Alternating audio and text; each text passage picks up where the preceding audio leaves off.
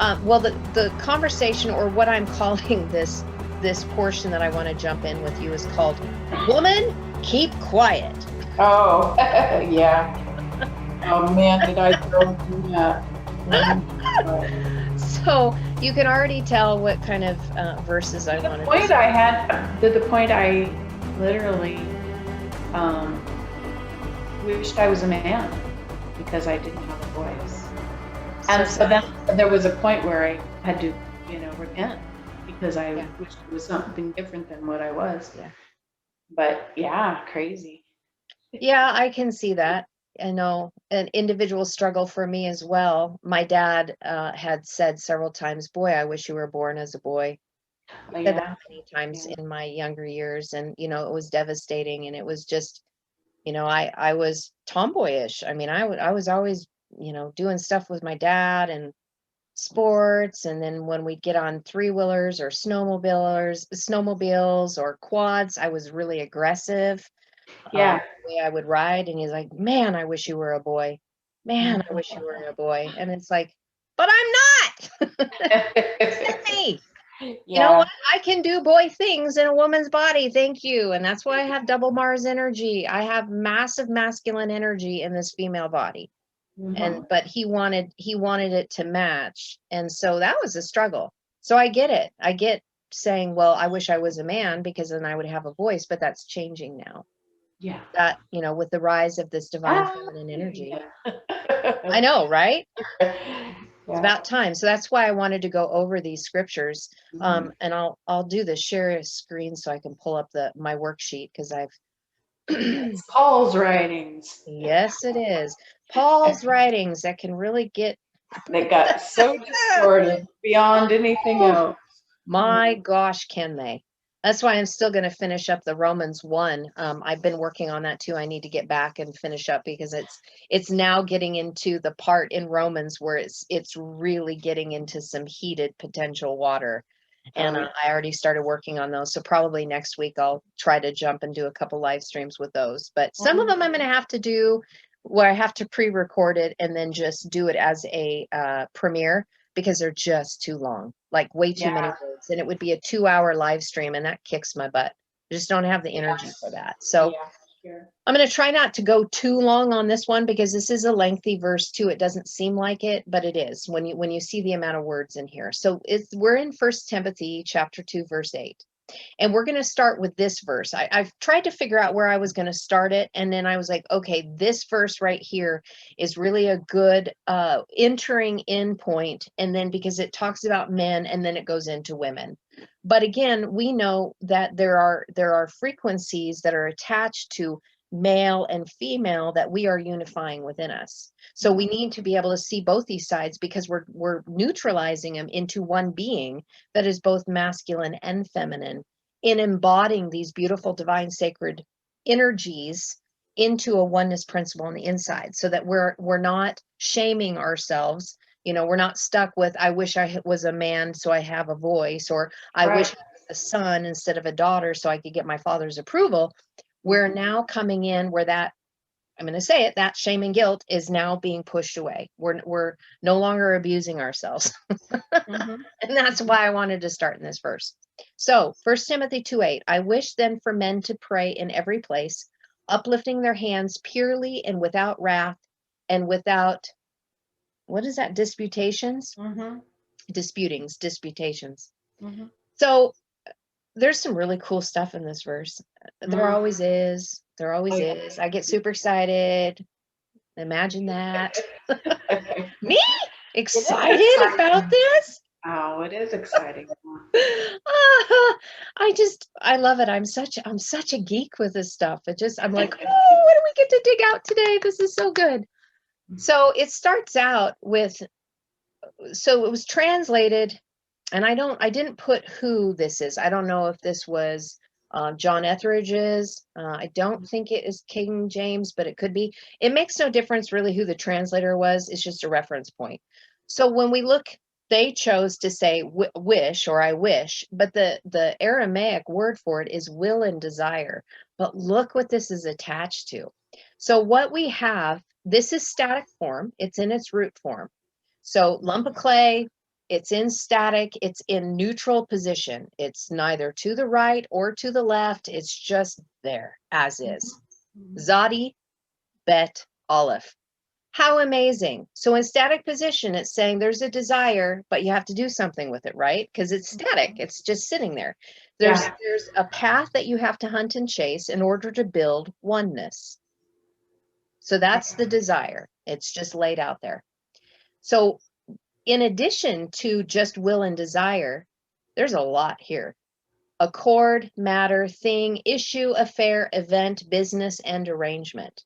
It is like it's encompassing many things. The desire is to build oneness in events, in businesses, in arrangements, in the affairs of your life. It's like, wow, okay.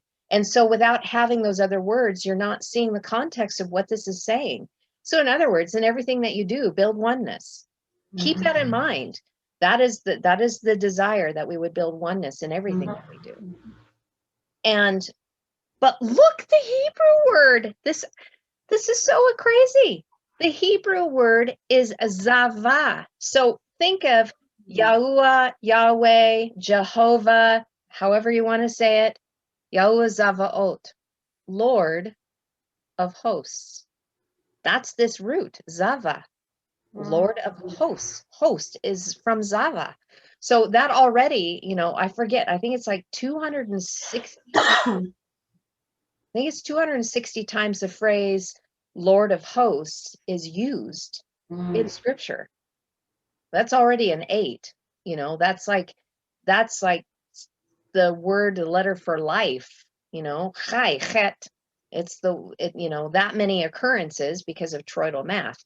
So when we look at that, he assembled, gathered together, he served, he waged war, he ought, army, hosts, military service, war, and warfare. So this is already letting us know that it's like, okay, you realize you're going to have warfare when you're trying to build oneness in duality. It's already the path to build oneness is going to bring warfare in duality. Right? I chuckle because it's like, yeah, I can see that. I can see that. So the Zadi, just the letter Zadi, I thought I would bring this up today as a representation. So the Zadi, the literal constituent letters that make up the symbol, a fishing hook, to hunt, chase, catch, chase, capture, side, and lateral. And what's within it is Zad, because of the constituent letters. Zad, we've talked about this before, the Zadi Dalet means an adversary, right? So Zad has an adversarial component within the symbol itself through its constituent letters. It's like, wow, of course it is. So the adversary, then you have a yod on the end. It's Zadi Dalet Yod. So through Zadi Dalet Yod, Zadi, this adversarial component is meant to give you power. And that's in the very first letter. So the adversarial position of building oneness is actually meant to give you power as a catalyst. Wow, of course it would be. So I decided to dig down a little bit more because I don't know about you, but when I would hear, like in the Christian church, and I would hear the phrase Lord of hosts, I'm like, well, what is Lord of hosts? I automatically went to angels. I don't know about you. I automatically went to angels. But the word host, so again in English, comes from a multitude. A multitude. There is no delineation except what we've been programmed to think, that the Lord of hosts is the Lord of all these angels, when it's just, and Lord, we know, Yod, He, Vav, He, is mother and father, the seraphic messengers, pre-incarnate Yeshua, Sophia, that are the Lord of hosts of a multitude that is going to be entering in to duality to wage war in order to bring about oneness unity. Oh my gosh, that's so amazing. I love it. And they're entering in as a stranger and a foreigner, or as a stranger, as a guest. Because when we enter into this, If our original orientation was like, I'm talking like star seeds here, you know, you come from above into below, you come from a celestial origin into below to bring about oneness unity. And that is totally what we are doing with right now. The warfare that is being engaged right now is to bring about oneness unity, because everything else is based on conquer, divide and conquer, separate, separate, separate, you know, division, division. And this is saying you have work to do. It's not going to happen unless you do it. That's why it's in the static position. Hasn't been activated yet. The potential's there, just hasn't been activated yet. So then this makes sense why the next word would be I. So the desire of I. And again, in this word I, we've shared before how beautiful it is. You already have oneness within this word I. This is why the I and the we is so profound, because it's the Aleph of Mother and the Aleph of Father that has the spiritual path between the two of them that links them together as I and we. So when you look at the Hebrew, so the Aramaic is already, it's basically, it's oneness. One spiritual path that links both Mother and Father, we are all one. But when you look at it in the linear fashion, this is beautiful. Hebrew, it means or now. Now. We're talking about this now principle, right? We were talking about that before. And it also means I or we beseech, or I or we pray. So we beseech and we pray that the desire would be the oneness that we're coming into now. Collapsing everything, bringing it into now. Oh my gosh, this is so relative. Yes. And then it moves us into the word hachil. This is the same gematria, or this is the literal same letters for the Hebrew word for temple. Us as the temple. Yeah. Us as we are as the temple. How incredible, because it's the oneness as the great house. All of us make up the great house. Right? I know. I'm just getting excited just because I get stoked. So champagne's going everywhere, and Regina's like, yeah, no, Carrie. But we are the one house. And this is so amazing. So Kaf Yod Lamed. So Kaf Yod Lamed, I'm going to highlight it. So we have the Hey on the front, revelation. Then we have Kaf Yod Lamed. And Kaf Yod Lamed means to measure, to comprehend, and to contain. So we beseech thee that in our now, that in our temple, that we would be able to comprehend this revelation that's being presented to us. Because if we can grasp a hold of this power through instruction, right? Kaf Yod Lamed, grasping a hold of the power through instruction, we will be able to turn. Shuv. We will be able to turn. And this is so amazing. We will be able to turn that which once was separated into what's together. And the reason why I say that, look at this. It's Hey Vav Aleph. Hey Vav Aleph is the root on it. Hey Vav Aleph means be, was, and turn. So this would be connected to like the Hebrew word Haya, which is the root of Yod Hey Vav Hey, right? To be, to become, to come to pass. The Hey, revelation of Mother, which is the power that is connected to the revelation of Father. It's going to come to pass. Well, in this aspect, it's Hey Vav Aleph. So the revelation and connecting into oneness. But look how it morphed. The Aleph isn't there yet. And I totally get why the Aleph isn't yet, because there's a progression. But what was added? There's 2 Vavs. So it's already letting us know that we need to comprehend this.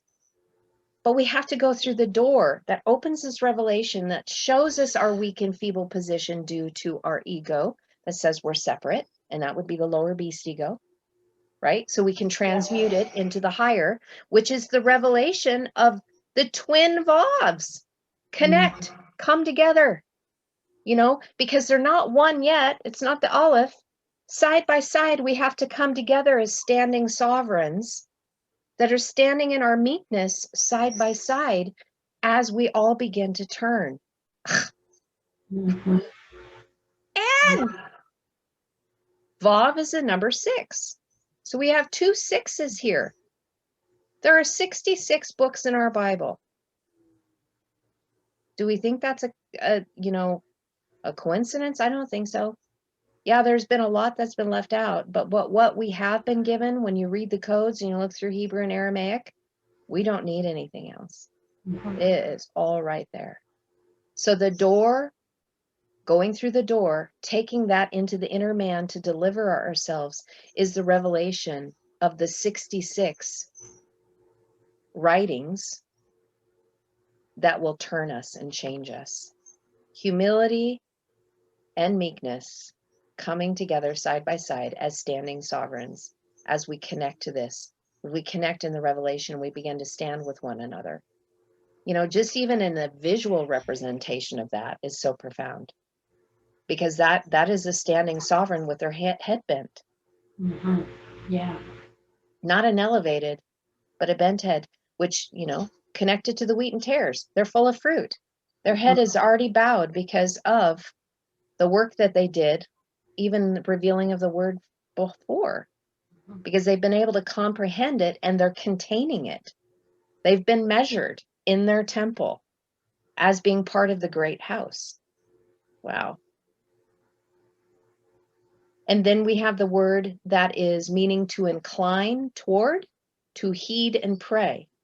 So we've got this process of this revelation is coming, this beseeching. We beseech you, we pray that your temple, that you would be part of the great house, going through this door that reveals that we need to come together and connect side by side. And we need to incline towards this and heed. And it's pray again.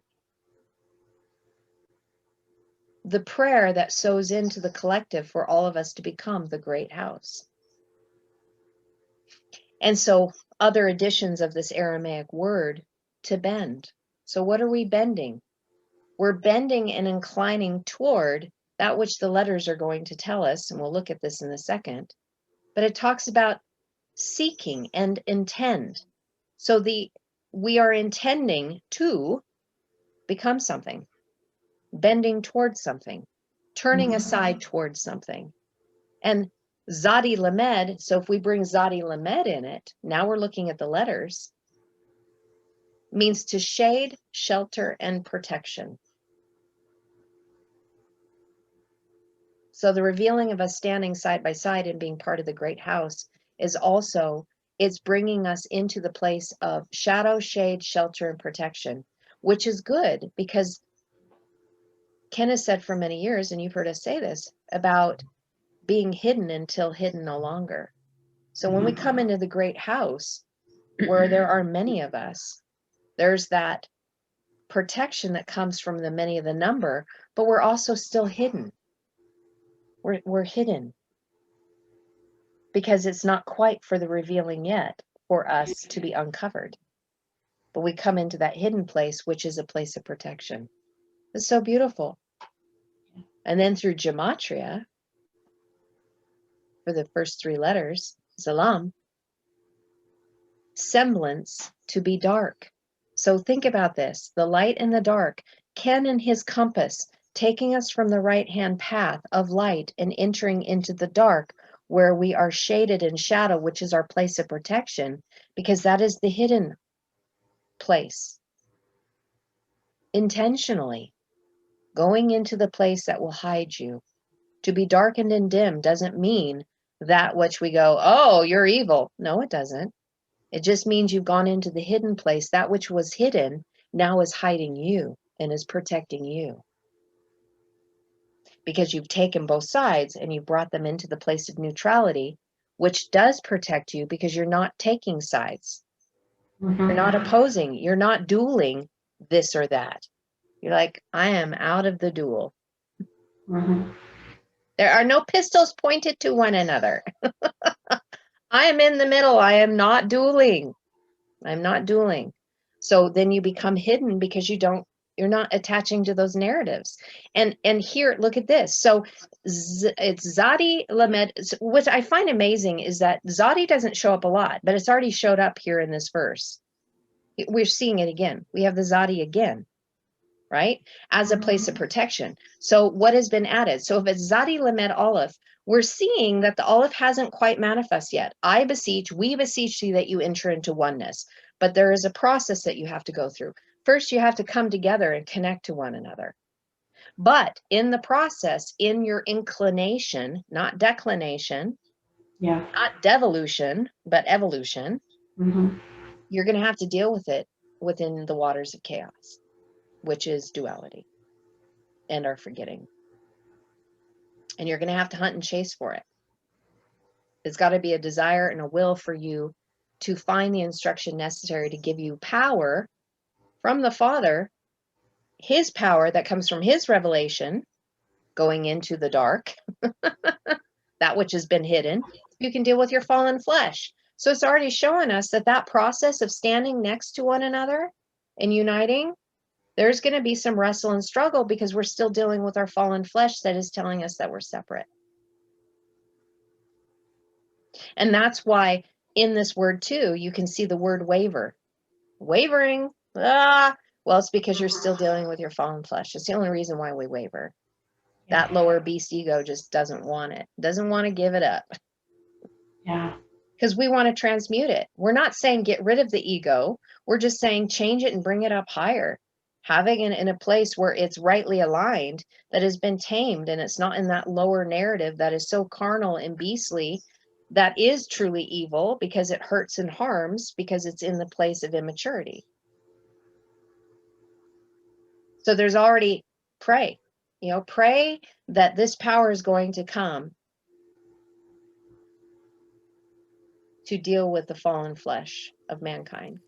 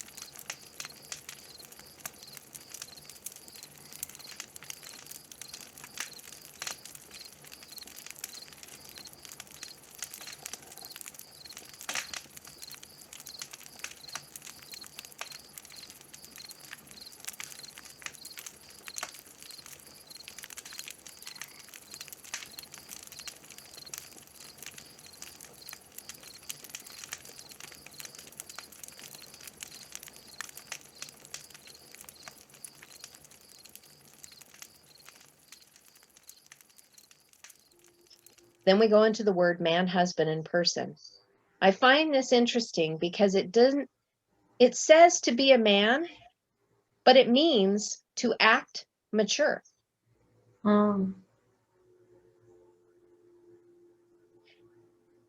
Now, with the added olive, because in the root, there is no olive. And this is what I think is beautiful. Realize that you're going to have to deal with your flesh, but you're going to give power. Power is coming to you, the means and direction to deal with your fallen flesh. And you're going to learn how to act mature. And you're going to become a mighty one. Yes, man, husband, I get that. But it also means to be a mighty one. And you can be a mighty one in a female earth suit. You can be one that is acting mature as a female in the earth suit.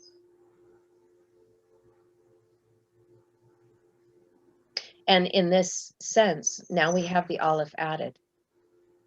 So to become mighty is after we are empowered to deal with our fallen flesh, we gather and assemble that which is necessary. I love this, even through the letters. Gimel, Gam El, gather the instruction.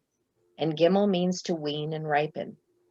So gather through the living water teachings the instructions needed to wean and ripen you, hence why you're going to be mature here, so that you can build your temple, be a part of the great house, the Hachil, that raises you up from being the poor and destitute to being a first fruit leader that has entered into the oneness unity, because now you've been given the eyes to see. Ra. You're one who sees.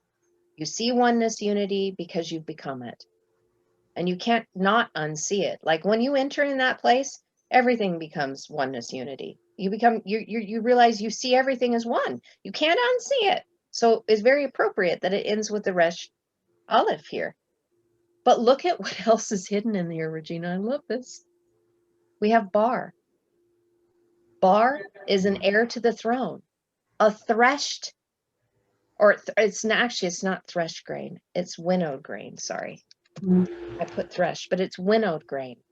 And it means, so winnowed, again, with tossing up in the air with the ruach that is separating the chaff from the fruit.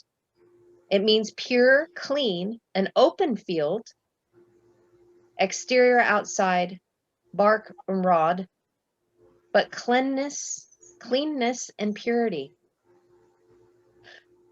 is right in here as one who is acting mature and as a mighty one. So maturation is really us walking in purity and becoming clean.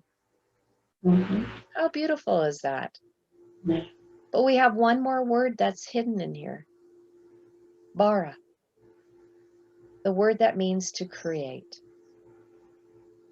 To create, to found, like to be a founding forefather, to found, to build, but also it means to be fat, as if to recover from a disease.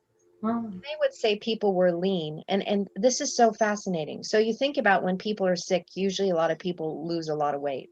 They become lean, ill, and infirmity. This is to become fat, recovering from an illness. Well, really, all of us have come from an illness in our head of separation. So this is recovering from the illness, the mental illness that says that we are separated, and that we've recovered and we've recuperated from, because the Aleph is added. So we've recovered and recuperated because we've entered into the oneness unity. We're no longer ill. To be made healthy through this whole process. So acting mature in growing up, becoming a mighty one, has to do with us being strengthened, to be increased, because you can go on the other side too, because again, it's duality, right? To overpower or to conquer or to overpower. But what we're overpowering is the lack of unity, because at the very beginning, it said that we are going to be in warfare, bringing about the oneness unity. So we're overpowering the beast ego on the inside that says we're separate.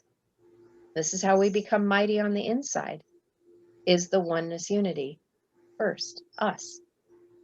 How amazing.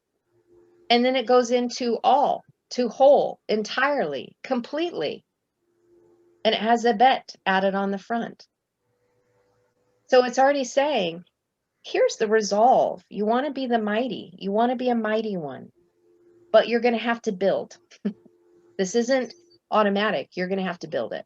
All of you have to build this. This isn't one man doing it or one woman doing it. All of us have to. And it's building the bride who will receive the crown through the 222, Bet Tov. And Bet Tov also means to be worthy of and deserving.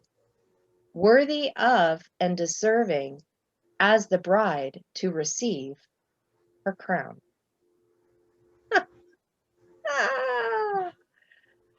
was so beautiful.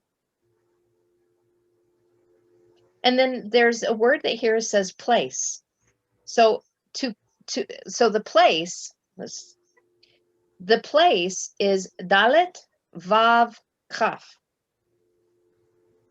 But now we have the aleph added. The place of oneness. It means place, position, location, matter, and office. So a position of the office of oneness unity. And I love this. I absolutely love this, because look at this. Okay.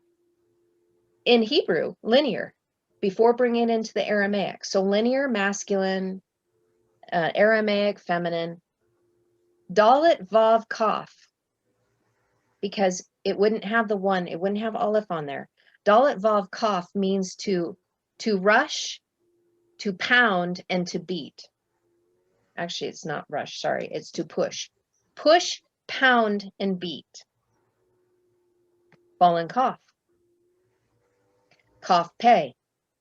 The fallen languages that are not that which edify are going to pound you and beat you and push you around. And that is what the English translation of the Bible has done. Mm-hmm. The power of that fallen kaf. And in that position, it's like, if that had just been left there with the fallen kaf, it's like, empty it out, guys. Get rid of that fallen language that's not bringing you the revelation, because it's been pushing you around and it's been beating you up, and you've been pounded pretty hard. But then after you empty it out, then you can fill your cup, and it's full. It's got a dagesh in it. It's like you've been filled with the revelation from the languages that are not of the fallen material world, that which is in the spiritual realm, which is the higher realm, not the inverted, but the true, to bring you into oneness unity. This is an office. This is a position and a location. And I love this, because dalet vav by itself, dalet vav means two or double. So in the place of the duality, you emptied your cup so that you could be tamed, yoked, filled with oneness. And while you've been here, you've been pushed around, you've been beat, and you've been pounded. Which is why the very first verse says you're gonna have warfare. You're gonna have warfare. It's about, yes, and you're gonna get beat up. But in the meantime, or after, or while that's happening, this kaf dalet, so grasping a hold of the power of the door to go inward, it means round like a pitcher or a jug. And that makes sense, because the kaf's right there, saying you need to be filled up, go through this door of revelation. So after you've been beat up and you've grasped a hold of the language that's bringing you into oneness unity, after that, because you've taken a hold of that power, you've been through the door, what is going to happen? High and exalt. It means to be high, typo, to take up, to be high, to be lifted up, to elevate oneself. I got all these typos because I was doing it too fast. Can be proud, which would be the, in the dual system, right? Mm-hmm. You got proud, but you've got lifted up. You've got two different ways this is. But it means more than that. That proud is once, and I do believe that there's a good sense of being prideful. I think there's two ways of seeing it, because this is all about lifting us up, raising us up, to raise up, to exalt. So after you go through all of this, after you've been beat up and pushed around, you find the oneness unity. It is revealed to you, you become it, and you will see that after that process, this is really what has meant to be lifted, has lifted you up. It has exalted you. And it comes in the Aramaic, just in the root, as resh vav. But it shows that because of the process of everything from up here, what we went through, you now have the power on the inside, which totally makes sense. Because if you're going into the door on the inside to deliver yourself of your beast ego nature, and you've tamed it, and you've grasped a hold of the language that lifts you up, you now have power on the inside. And this power is coming from source. Not from mother, not from father, but straight from source, origin, which, by the way, again, is that Aramaic word for father, Abba. Source, origin, Abba, is giving you the power that has lifted you because you went through the process. But you had to do what? You had to go through the waters of chaos in order to be raised up, to be given the power on the inside. And it actually brought you more chaos before it brought you power. Because it was meant to elevate your fallen flesh. Because we already saw that we were going to be wrestling with our fallen flesh. We're going to have to deal with it. And what does it say? The word that's it, this is interesting. If you break these words up, you have mar yamin, the bitter walk of the right hand path. And the reason why it's bitter, we know that's mother. We've shared that many times. But going to the right-hand path sheds light on things because it's the path of light.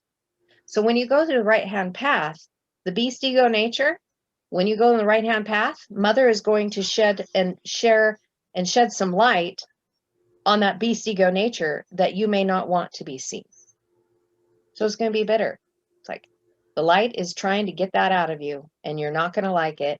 You're going to wrestle with it. It's going to be a little chaos until you can deal with your shadow work, But so it's right here, the bitter walk of the right-hand path because of our fallen flesh. It's right in the word. But it's all meant to exalt you and to lift you up.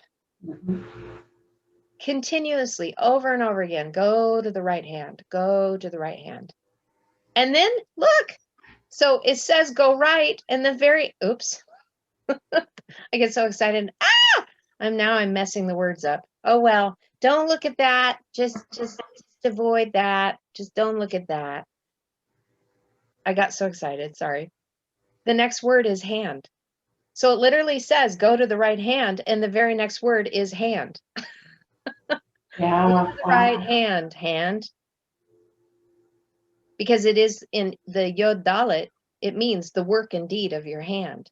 That which you do, go to the right-hand path. And it has the aleph added on the prefix this time, because you become one with mother, because you went the way of the right-hand path. You became mother first. So this is the power of becoming mother here while we're still in our flesh.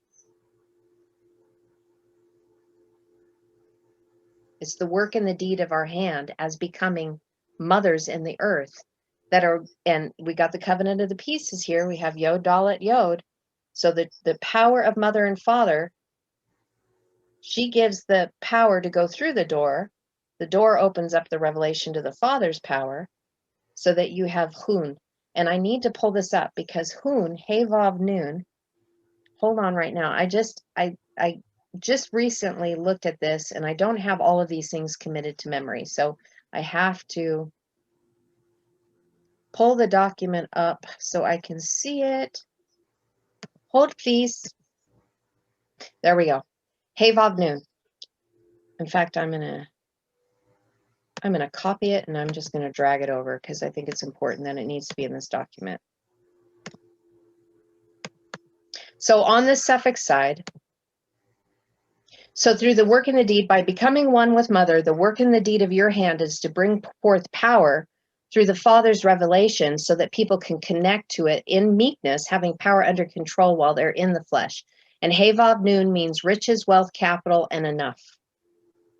So I look at this as breaking the poverty mindset. You have more than enough. This is meant to exalt you so that you have more than enough. And it means to capitalize, to dare, and to venture. And again, it's all the power that comes through the revelation of the Father's teaching. If you connect to him and you stand in meekness, power under control while you're in the flesh, you should have more than enough. You should have wealth and riches. Now, I see this as a spiritual, but I see it bleeding over into the natural.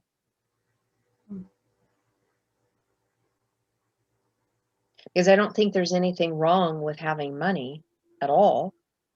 It's the mindset. Are you going to stay in the peace ego with it and serving self?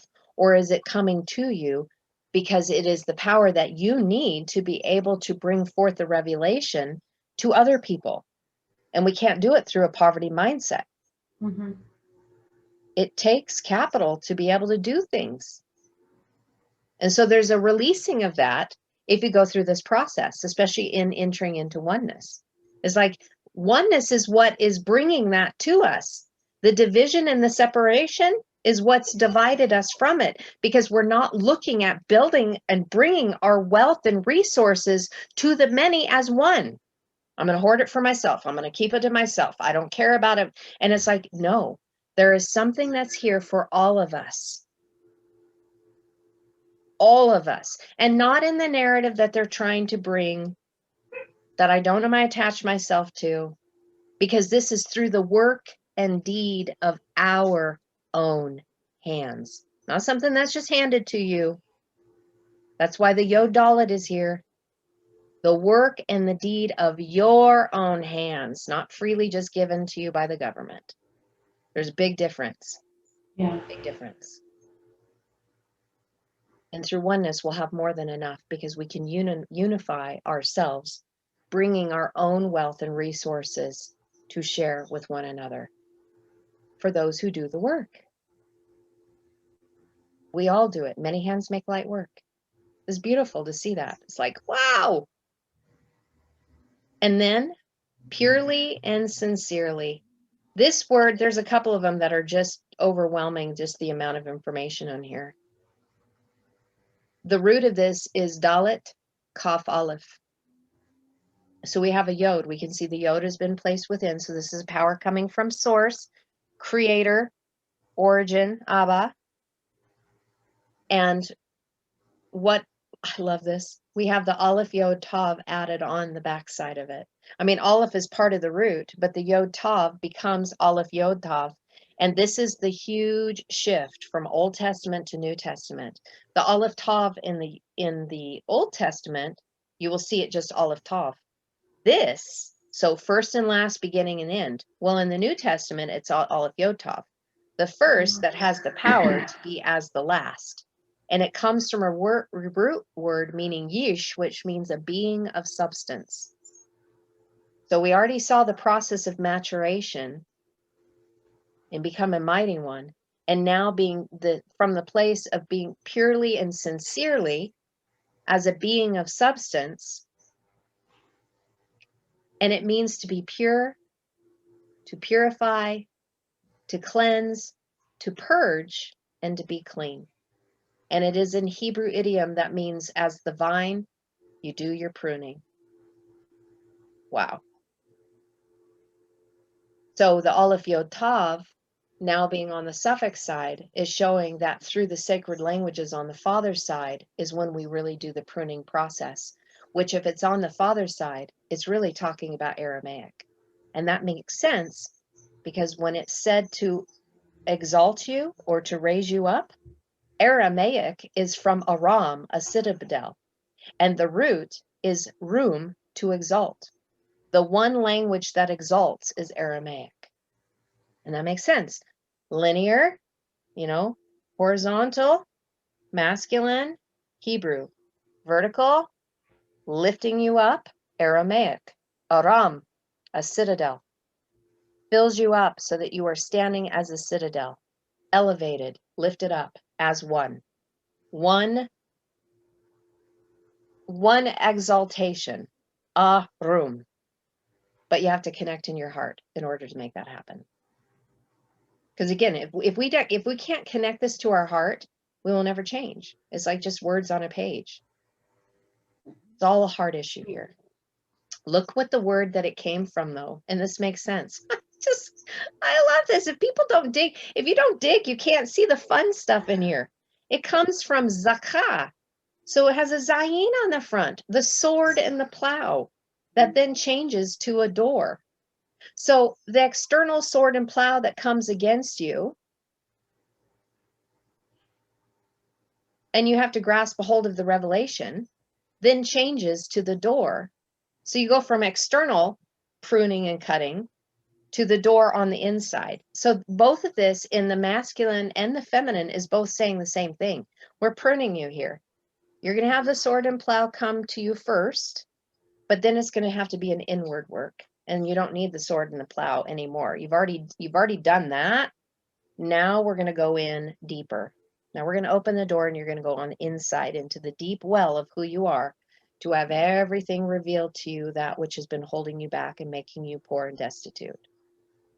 And Dalet Kaf, this is hilarious. Dalet Kaf by itself means those crushed and oppressed. So really, this is one of those amazing verses that has so much hope into it with expectancy, because we're already talking about being pulverized and being beat up and pushed around. This comes from the word meaning to be crushed and oppressed. So those who've been beat up and have been pushed around, who've been crushed and oppressed, you are raising up in power as a being of substance because of it. Mhm. And it has the word in there, Dalet Kaf Aleph, if it was just the root, means crushed, oppressed, and contrite. And contrite, a feeling or expressing remorse or penitence affected by guilt. What I love about this is that, so shame and guilt, really low. You've been beat up, you've been crushed, you've been oppressed. English version of the Bible does that very well. We do that very well to ourselves and to each other.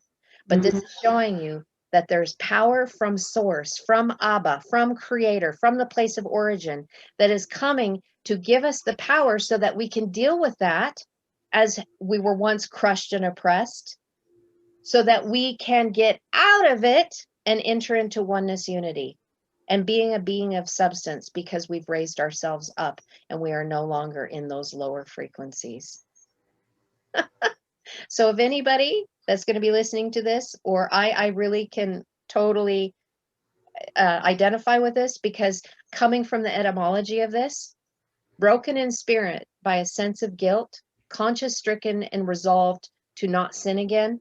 We understand that coming from the basic Christian concept, but when you look at it, really with the etymology where it from, it means to be worn out and ground into pieces. So many of us have been feeling worn out and ground to pieces. And why is that? It's because we have had the feeling of expressing remorse and affected by guilt and shame. And this is saying you're being lifted up out of it, because you're going to see that we're all one. We've all been pulverized. We've all been beat up and pushed around. We've been ground to pieces. What do you think that 2020 was all about? Was to bring us into oneness unity, because all they kept doing was trying to separate us, separate us, separate us, separate us. Discrimination, discrimination, discrimination, shame, guilt, shame, guilt. And we're like, we're done. We're done with this. And from our heart, in our time of separation, we took the time to purify us, to cleanse ourselves, purge ourselves of that which is no longer needed us, and we are clean on the inside. We are no longer holding on to those vibrations anymore. Oh, I love it. A few more words. I'm going to try to go through this fast because a couple of them are duplicates here. Oops. Like Ken would say, whoops-a-daisy. Yeah, I've already talked about the Aleph Yod Tav, a being of substance, but it's interesting because the root of a being of substance with the Yod in the middle from Yish, there's no more sheen anymore. The sheen is gone. So us going through the fire of being crushed and oppressed, that deeper vibratory, dense frequency, the consuming fire, the sheen is gone. No more fire. Nice. I know. That's why I'm saying it's so incredible to see this. It's so hopeful. It's like everything of the lower value of the lower flesh beast ego has been consumed.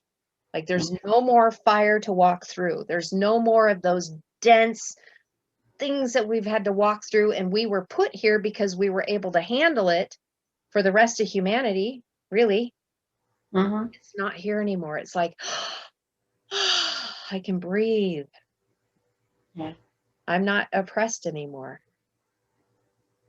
But it's interesting because then it goes into anger, wrath, and indignation.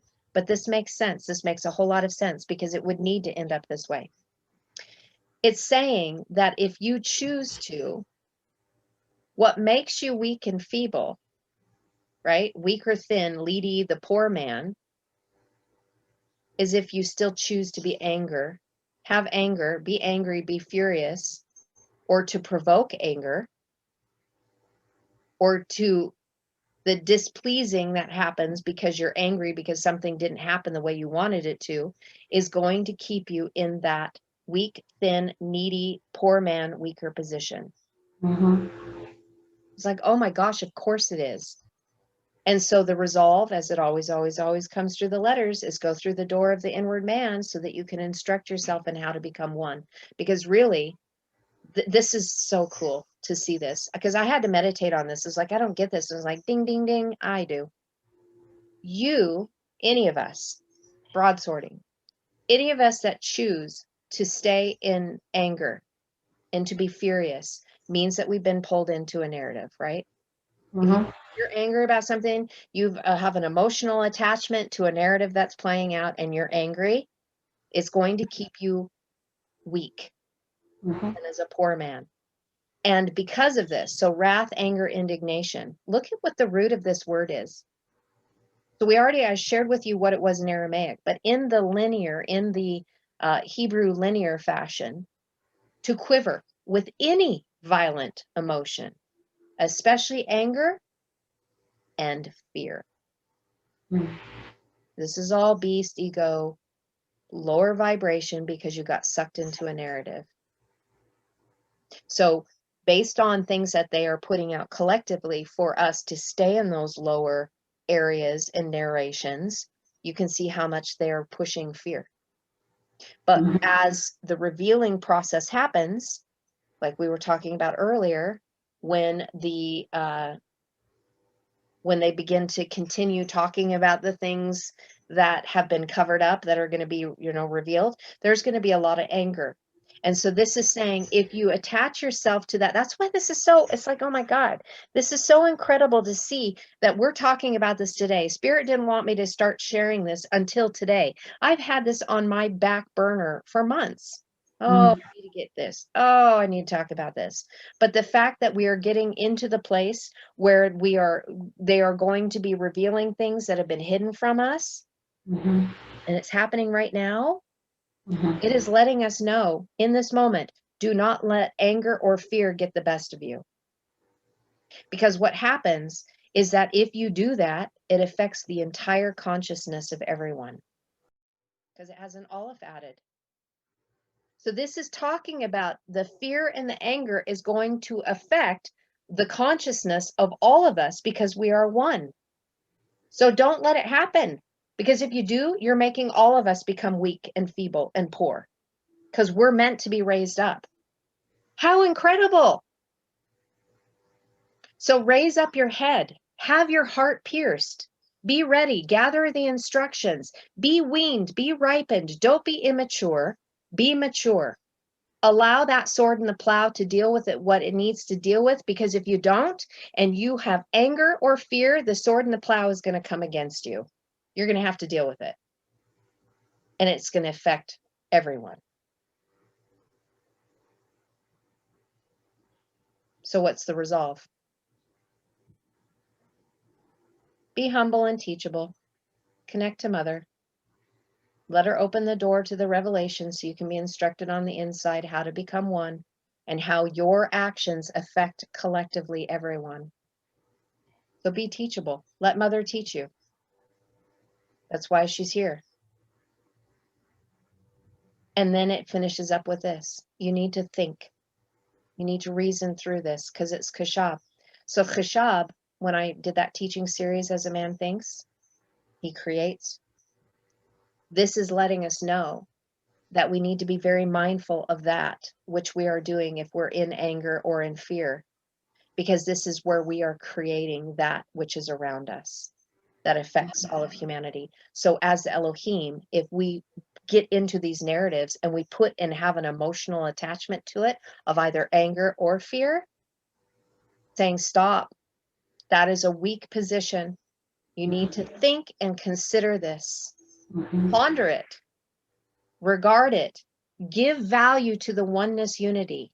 Because if you have fear or anger, you're dividing. So you need to think about it before you react so that you can respond. Ponder about what this is saying to you. Devise a plan of what you're going to do. Reason through it. Realize what's going on. Because again, the goal from that static lump of clay, zava, is there's going to be warfare in order to build oneness. Are you going to be for it or against it? Lower narratives are always opposing, and they're dueling in nature. So look at what's been hidden in here, though. So that's the main gist of it. Think about what you're doing before you react in fear or in anger. Because why? Because depending on what you do, there's waters of chaos. You know, life can be found in the chaos, but you're going to have to go through the consuming fire in order to build yourself. So think about it. Think about what you're doing. Because the job, what we want, is to be able to mark with the Father's covenant in oneness unity, Tavav, exempt from judgment, because we're not judging. We came up and out of those lower narratives that are trying to pull us in to get us emotionally attached to it. Yeah. And what's hidden is the Shin Bet, one who returns, one who repents, one who changes their way of thinking. I love it. It's gray and old. So it's also showing that this is maturity, to think about things before you react out of fear or anger. Now, Shin Bet Tov, which is also hidden, which I highlighted. Actually, it was Shin Bet, and then I actually highlighted. That's Shabbat. Oh, yeah. Cease and desist. Desist from labor, rested. Cessation from work and rest. So when we were talking about earlier, this is why this is so beautiful to me. We were talking about earlier the work and deed of our hand, right? When we were talking about having more than enough, having wealth and riches is by the work and deed of our own hand that we bring forth together. This is saying that it will get to the place where you can rest and cease from your work because you have returned. You have changed your mind. You've entered into the place of maturation. And it's interesting because people talk about the seventh day rest. Well, Shin Bet Tov, Shabbat, also means 7 days from Sunday to Sabbath.